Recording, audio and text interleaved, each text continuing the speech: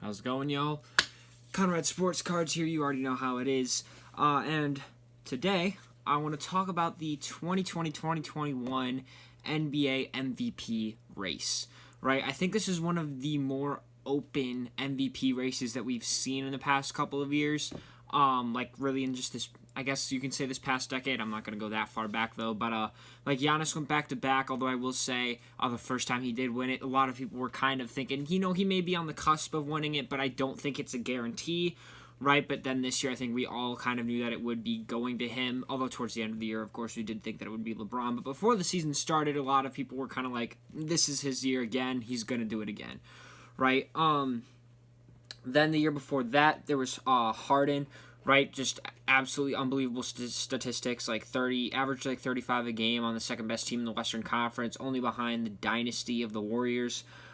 Westbrook averaged the triple-double before that, right after KD left. I think that was right after KD left. I'm not completely... Yeah, right after KD left. Steph Curry wins unanimously MVP in 2016. Actually, real quick, though, I will say that Westbrook, no one expected him to win. That's not necessarily meaning that it's going to be a wide open MVP race, but that just proves that, that doesn't always mean that the front runner is actually going to win.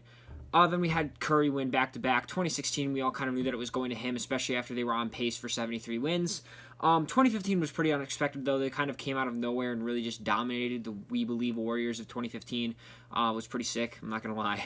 But no one really expected them to get that far, to do that well. And so he did win that MVP award as well. But I think that this one is just really wide open, and there's 7 or 8 guys that I think could realistically win the MVP award. And I'm just going to talk about, I'm going to present, a case for each of them, what's working for them, what's working against them. And then at the end, I'll kind of say, who's probably not going to win it versus who probably will. So as always, I got my notes. Let's just get straight into this. So the first guy on the list is Mr. Kevin Durant. So we all know Kevin Durant, right? 7-foot guy, very lanky, very long, just an unbelievable scorer, one of the best, if not the best scorer that we've ever seen.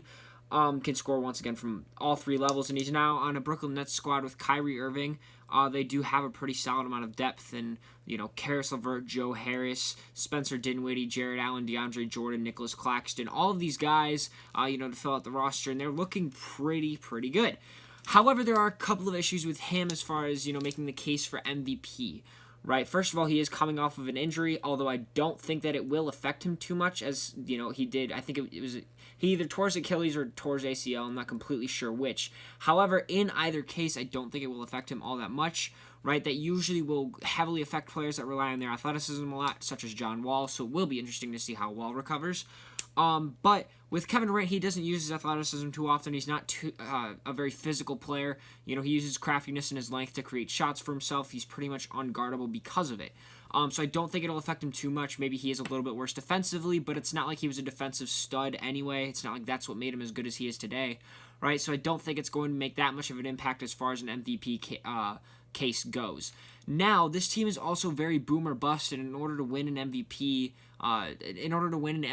award, right, you usually have to be either the best or one of the best teams in the league / in your conference, right? Usually top 3 in your conference, although that can be a stretch. Usually it's top 1, top 2 seed in your conference, right?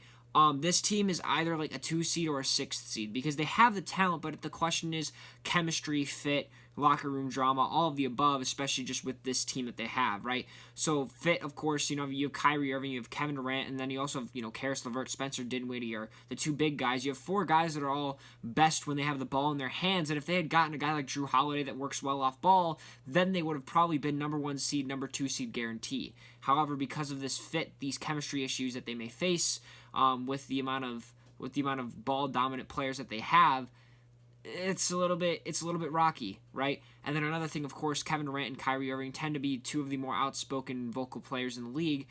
So does that create any possible locker room drama, especially with a new coach, Steve Nash, coming in? I've kind of thought no. Probably not, honestly. First of all, Steve Nash has formed a relationship with Kevin Durant while they were in Golden State, and of course, being one of the better point guards of all time, I'm sure that Steve Nash has earned Kyrie's respect to some degree. And also, one other great thing is Kyrie Irving has officially said that he's kind of doing a blackout, quote-unquote blackout, against the media, where he's not going to be talking to them for the entire year. And I think that that's not only just great for him because, he tends to speak a lot. Like, that's not actually that big of a deal. I think it's just great in general because the media tends to twist stuff around, whether it's for, the good of another player or just for the bad of a whole team in general. And it just creates too much drama and too much tension that's totally unnecessary. And I love the fact that Kyrie Irving, or just even if any player did it, just doesn't talk to the media. That's one of the reasons that Marshawn Lynch had so much of my respect, right? The next player to make a case for is Luka Doncic, who is the current frontrunner for MVP this season.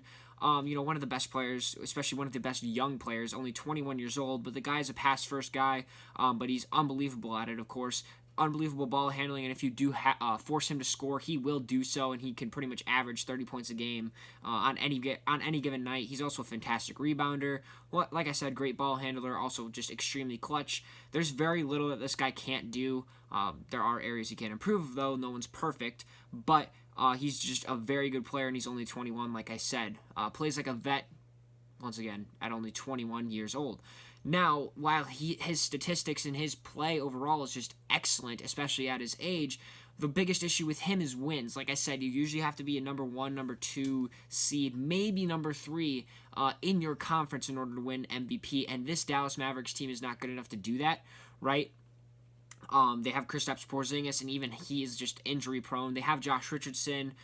They have a couple of other floor spacers. They have Tim Hardaway. They have Maxi Kleber. They have all those other guys that, fulfill their roles well, but nobody that really takes this team to the next level besides Porzingis.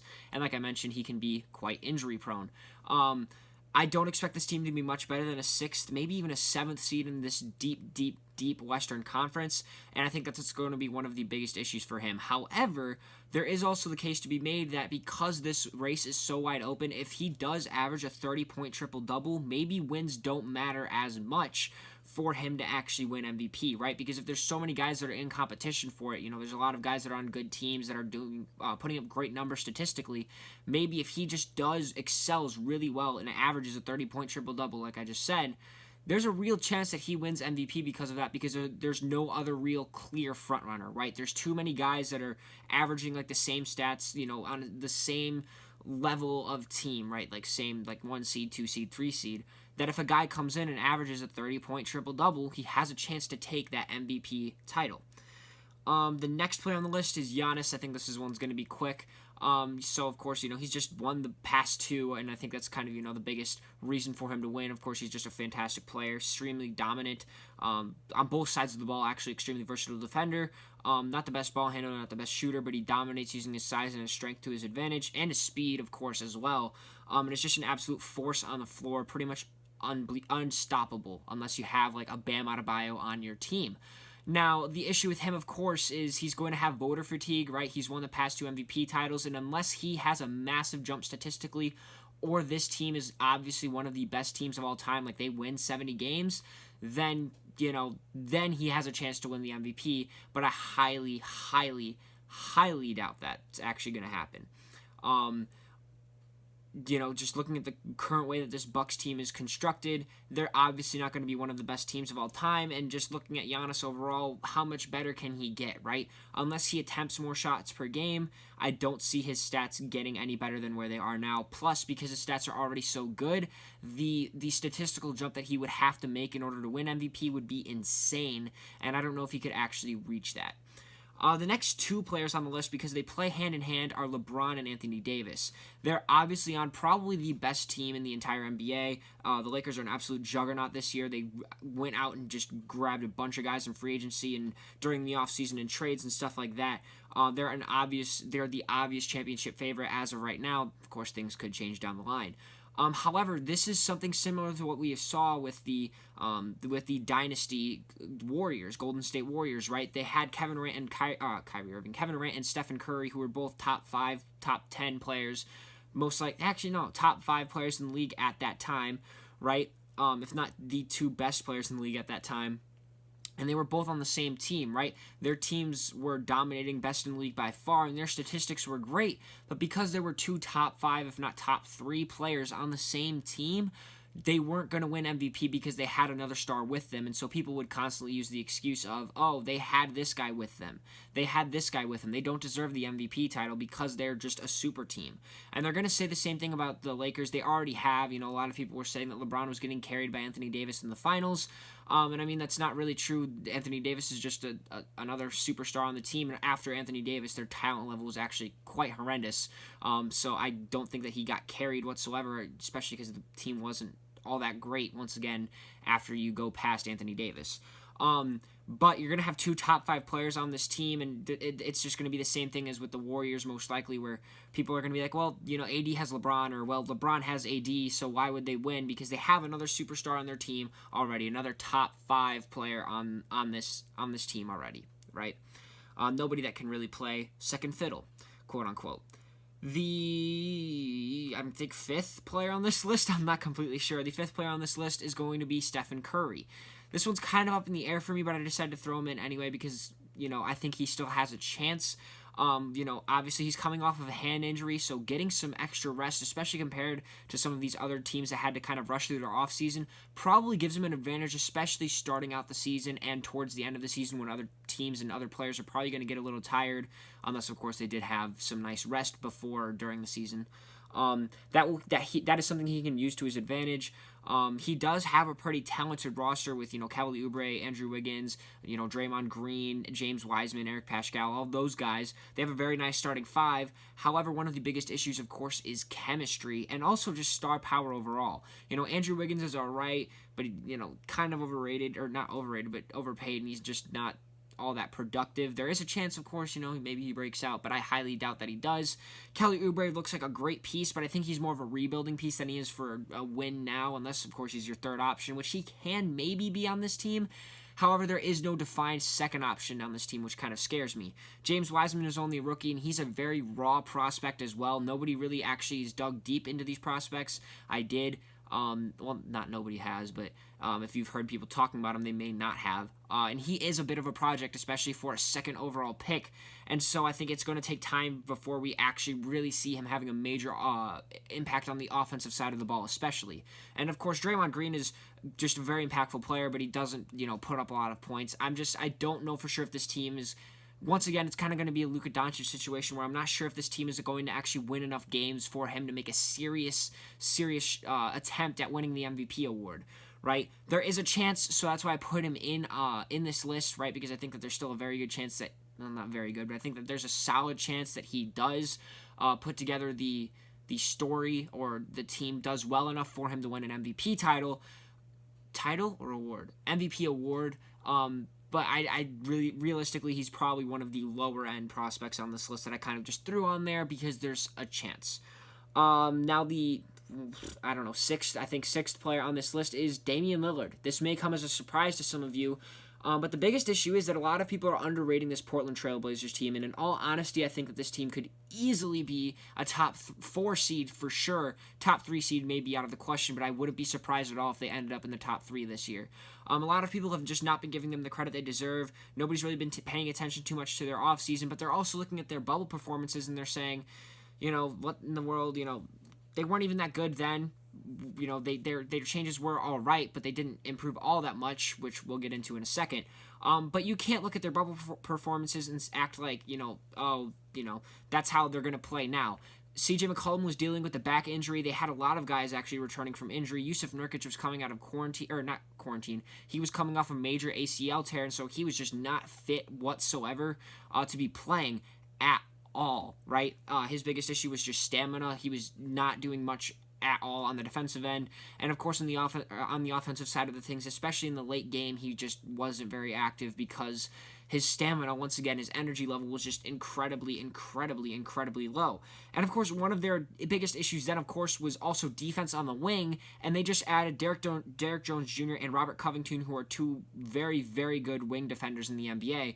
Another great thing with Robert Covington is that he's also an excellent 3-and-D player. He can space the floor for Damian Lillard and CJ McCollum. Looking at their starting lineup, they do have Damian Lillard, CJ McCollum, Robert Covington, Derek Jones Jr., and then Yusuf Nurkic. They can have Dame being their superstar player, with Yusuf Nurkic possibly being their second option, and CJ McCollum playing their third option, getting open when he has a superstar that, hogs most of the defense's attention. And then off the bench, they have Anthony Simons, they have Gary Trent Jr., who honestly could make a case for sixth man of the year. I would not be surprised if he really has a legitimate shot of winning that. Then you also have Carmelo Anthony, you have Zach Collins, you have Rodney Hood, all at the forward positions. Good shooters, especially from Zach Collins and Melo. Rodney Hood tends to kind of not be healthy, but when he is, he's actually a very, very impactful role player, 3-and-D, athletic guy, and I love him overall. He's pretty underrated. And then at the 5, they have Enes Kanter, who provides some nice offense at the 5 spot, although they do sacrifice a little bit of defense there as well. This team just has a lot of star power and depth, and I think that's really going to take them far. They just have a perfect combination of both. However, I think that this is going to be their best chance to win a title this year and maybe next, depending on how long guys are under contract. But for this year, there's a legitimate shot if this team does become a top 3 seed in the NBA and Dame averages like 27-9 or 30-8, which he could totally do. He wins the MVP title, and I would not be surprised if that happens. And then the last guy on this list, I'm just throwing him on there, is James Harden. James Harden, obviously once out of Houston at this point, he hasn't been showing up to team workouts whatsoever. He's been spotted in either strip clubs or dance clubs or something like that, nightclubs. I'm not completely sure which. But he obviously doesn't really want to be in Houston, at least anymore, right? And so there's a legitimate chance that he is traded by the trade deadline or even just by the beginning of the season, right? I wouldn't be surprised at all. And if he does go to somewhere like, let's say, Philly, which I think there's a real chance that they do trade, let's say, Ben Simmons for James Harden, then he really has a shot at winning the MVP, because I think that if he goes to Philadelphia, that team is probably top 2 seed. He averages 30 points a game. This team is a top 2 seed, great on both sides of the ball, excellent floor spacing, team chemistry is just unbelievable. There's a real case being made for him to win MVP. However, if he does stay in Houston, he's not winning it. I'm just going to say that right now. That team is not good enough overall to just win, to make a case for him to actually win the award, right? So overall, who do I think, like, out of these 8 guys has a real shot of winning it next year? Like, who has the best chance? I'm just going to go through all the guys that I don't think have a chance whatsoever. Harden is 50-50 at the moment. I'm going to take him off the list because we haven't seen... Well, because currently he's still on Houston, and, we don't know for sure if he's going to be traded. LeBron and AD, if they're both on the same team, neither one of them is going to win. Like I just explained. Giannis is not going to win, and another factor that's going to be affecting Giannis, besides voter fatigue, is his playoff performances recently, right? While I don't think it should be taken into account, especially because, it's a regular season award, MVP is a regular season award, people are going to still take that into account, and they're going to be like, is he really as good of a player as we think he is? He hasn't performed well in the past 2 playoff runs. They haven't really made a legitimate championship run. Is he actually as good as as his stats, make him out to be, right? And that's going to be taken into account when voting for him. I think that Curry could maybe be taken off this list as well, just because he's so risky. He's such a boomer bust kind of guy that I'm not sure about. The team overall is just really boomer bust as well. That means that 3 guys are left on the list: Kevin Durant, Luka Doncic, and Damian Lillard. Those are my 3 best guesses for the 2020 NBA MVP award. I don't know for sure who would win it out of all of these guys. I feel like Kevin Durant has the best chance out of everyone, but if the team fails, then I think that it's going to be Luka. And I think that Dame still has a shot, but I think that these 2 guys may have a better chance than he does. That's the end of today's video. I do hope that you did enjoy it, and if you did enjoy it, feel free to click the subscribe button if you have seen it. If you watched this video and you liked it, then there are many other videos like it already on the channel. And also, if you are listening on Spotify or Apple, you can feel free to subscribe as well, because, for the same reason. There's other podcasts much like it. For those of you that are watching on YouTube, feel free to click the link in the description. Those are going to take you to Instagram and TikTok, my socials. That's the best way you can get a hold of me if you do have a question, or if you want if you want to talk about something, or you want to leave a video suggestion. That's the best way you can get a hold of me, or you can leave a comment as well. I'll always be responding to you guys every single time, 24/7, 365. Once again, thank you all for watching, and I will see you guys next time.